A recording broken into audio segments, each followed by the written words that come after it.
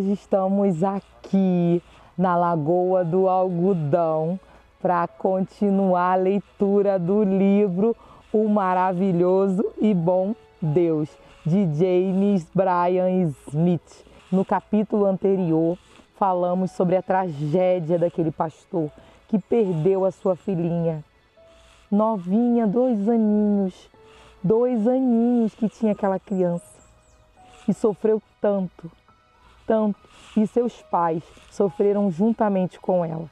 Mas o Senhor não os abandonou, o Senhor esteve ao lado deles em todos os momentos. Mesmo que pareça difícil a situação que você esteja passando, o Senhor nunca irá te abandonar. Ele nunca irá deixar você sozinho. Ele é o seu Pai, Ele é o seu Abba. Ele está com você sempre. Confia no Senhor, espera nele e o mais Ele fará sempre por você. Vamos lá, a nossa leitura. Deus é generoso. Dallas Willard escreve: o processo de formação espiritual em Cristo envolve substituir progressivamente imagens e ideias destrutivas por imagens e ideias que preencheram a mente do próprio Jesus. A formação espiritual em Cristo se move em direção da troca completa de nossas ideias e imagens pelas dele. Durante meu primeiro ano de faculdade, espalhou-se pelo campus a notícia de que uma mulher pregava sermões de fogo e enxofre todos os dias em uma universidade próxima. Eu era bastante religioso e esperava certo dia tornar-me pastor. Então, fiquei intrigado com todo o barulho que aquela mulher estava causando. Os estudantes reuniam-se às centenas para ouvi-la, não porque eram tocados por suas mensagens, mas para zombar dela. Eles a chamavam de a pequena profetisa e precisamente às 10h50, todos os dias da semana, ela subia em um banco do parque, no meio do campus, e começava a pregar. Na verdade, a admoestar por aproximadamente 20 minutos. A cada semana, a multidão aumentava. Eu precisava ver aquilo. Cheguei cerca de 10 minutos antes de a mulher iniciar a pregação. Grande número de alunos se reunira no pátio, próximo à formosa tribuna. Exatamente no horário marcado, a pequena mulher, de aparência simples, usando um antiquado vestido branco, sujo, que a fazia parecer ter saído de uma fotografia da década de 1890. Ela se levantou em seu púlpito, olhou para baixo e, de costas para a multidão, fez o que parecia ser uma pequena oração. No momento em que ela se virou, a multidão começou a aplaudir, ou seria zombar. Ela levantou as mãos para aquietá-los e então, com a Bíblia esfarrapada, erguida no ar, começou seu sermão, ou seria sua repreensão. Os olhos do Senhor estão sobre todos vocês, pecadores. Não pensem que Deus não vê tudo o que fazem. Ele me trouxe a esse campus porque está cansado de seus caminhos maus. Ele conhece toda a fornicação, toda a bebedeira, toda a mentira e traição. E tem uma palavra para todos vocês, pecadores. Todos vocês serão lançados nu. E a multidão gritou junto com ela: lago de fogo. A pregadora não se encorajou, nem se distraiu com os estudantes que a provocavam e a imitavam. Ela prosseguiu sem perder o ânimo. Tornou-se mais específica ao nomear os pecadores. E ao final de cada litânia, todos gritavam junto com ela: vocês todos serão lançados no lago de fogo. Eu me inclinei sobre o muro de estudantes, ao centro, para assistir ao desenrolar desse drama surreal. Como cristão, acredito que cada pecado que ela nomeou seja verdadeiramente pecado. Ao contrário dos outros estudantes à minha volta, que com arrogância ridicularizavam tanto a mulher quanto a sua mensagem, eu sabia que parte do que ela estava dizendo era verdade. A pequena profetisa tinha uma narrativa clara. Deus está furioso com você por causa de seu pecado, e o seu pecado acabará levando-a a queimar para sempre no inferno. Mas aquela mulher nunca mencionou o amor de Deus. Não havia nenhuma referência à graça de Deus. O nome de Jesus não foi citado nenhuma vez nos 30 minutos de sua exortação. Ela pregou contra o pecado, mas apenas no que tange ao castigo que ele acarreta. Não mencionou o dano que ele causa à alma de uma pessoa, além de uma narrativa incompleta. A mulher acrescentou que nada pode ajudar uma pessoa a mudar, senão a culpa e o medo, que, a meu ver, não são motivações efetivas e duradouras. Onde aquela mulher encontrou essa narrativa sobre Deus? E o que Jesus diria à pequena profetisa? Narrativa falsa, obtendo favor.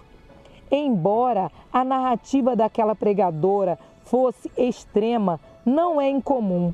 Em geral, não é expressa em linguagem tão feroz, tão preto no branco ou de maneira tão simplista. Sua narrativa dominante é do merecimento do favor de Deus, profundamente arraigada em nossa cultura e na cultura de muitas de nossas igrejas. Essa narrativa prega o seguinte: o amor e o perdão são trocados por desempenho. O amor e a aceitação e o perdão de Deus precisam ser merecidos por meio de uma vida correta. O que Deus mais quer é que não pequemos, mas que em vez disso pratiquemos o bem. Essa narrativa está enraizada, como estão todas as falsas narrativas, em uma verdade.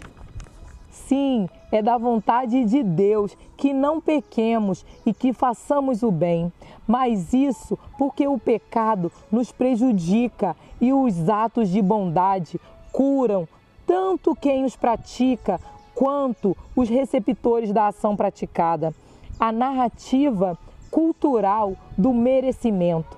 Essa narrativa está arraigada em nosso mundo, no qual o merecimento é o meio pelo qual obtemos coisas. Desde pequenos, aprendemos que o amor de nossos pais depende de nosso bom comportamento, que nossas notas na escola são dadas com base em nosso desempenho acadêmico, que a afeição nos é oferecida com base em nossa atratividade, que a rejeição, a solidão e o isolamento são as consequências do fracasso. Quando todas as pessoas, em todas as situações, de todos os dias de nossa vida, nos tratam com base em nossa aparência, nossas ações e nosso desempenho, é difícil não projetar isso em Deus. No entanto, Deus é maior que nossos pais e mais sensível que nossas figuras de autoridade e enxerga mais de nós que nossos amigos mais próximos são capazes de perceber. Assim, o Deus que vê todas as coisas e sabe todas as coisas está ciente de qualquer coisa ruim que tenhamos pensado ou feito. Se Deus fosse nosso Pai, Ele reteria seu amor exatamente como nossos pais fazem quando nos comportamos mal. Vá para o seu quarto. Hoje você não vai jantar. Se Deus fosse o nosso professor, obteríamos um 0. Você não se esforçou bastante. Se Deus fosse o nosso juiz, o veredicto seria culpado, sem apelação. A culpa, o medo, a vergonha e a fome por aceitação tornaram-se um dos principais motivos em nossa cultura baseada em desempenho. A equivocada narrativa bíblica de merecimento não somente no nosso mundo e nossa cultura, mas também a própria Bíblia é usada para dar suporte à narrativa de merecer favor. Os israelitas foram punidos e enviados ao exílio por Jafé por causa de sua desobediência. A filha ilegítima de Davi morreu, presumidamente porque foi concebida em um ato de adultério. Entretanto, há uma narrativa maior que deve guiar nossa compreensão dessas histórias. Os israelitas foram escolhidos por Jafé, sem nenhuma razão aparente, e foram libertos do cativeiro e levados a uma terra de leite e mel, a despeito de não terem feito nada para merecê-la. O adultério, o assassinato de Davi deveriam ter resultado em sua própria morte, mas em vez disso, ele se tornou um homem segundo o coração de Deus. Veja Atos 13:22. Davi teve outro filho, Salomão, gerado pela mesma mulher com que ele havia cometido adultério. E Salomão tornou-se sábio, poderoso e rico. Dizer que o pecado tem consequências é diferente de dizer que, por causa de nosso pecado, Deus nos rejeita inteiramente. Embora possamos encontrar algumas narrativas de merecimento, em passagens bíblicas selecionadas, não há cobertura suficiente para uma teologia baseada na culpa e no medo. A narrativa mais ampla da história bíblica é uma imensa tapeçaria de graça e generosidade. Jafé curva-se e providencia roupas para os recém-caídos, Adão e Eva. Deus escolhe um queixoso e adúltero bando de nômades que frequentemente segue outros deuses e, apesar disso, nunca desiste dele. O salmista proclama a mais profunda verdade sobre Jafé. O seu amor dura para sempre.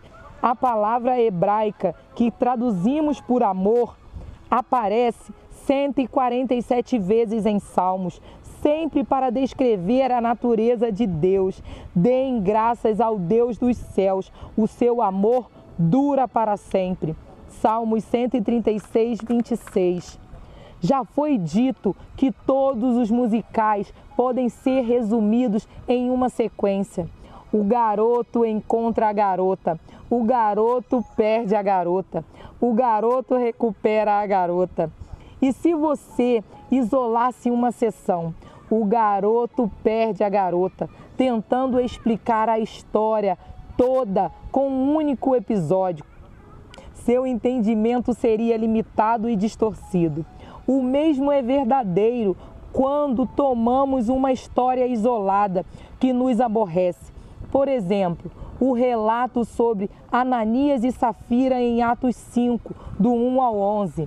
Ignoramos a narrativa maior. Se tomarmos uma história ou um versículo isolado, amei Jacó, mas rejeitei Esaú, Romanos 9:13, e tentarmos construir uma doutrina de Deus sobre ela, seremos acusados de cometer negligência bíblica. Passagens isoladas não devem extrapolar sua posição em relação à narrativa mais ampla. A narrativa dominante da Bíblia e a história da graça imerecida de um Deus cujo amor não é removido pela pecaminosidade humana e de um Cristo que morre pelos pecadores. Romanos 5:8.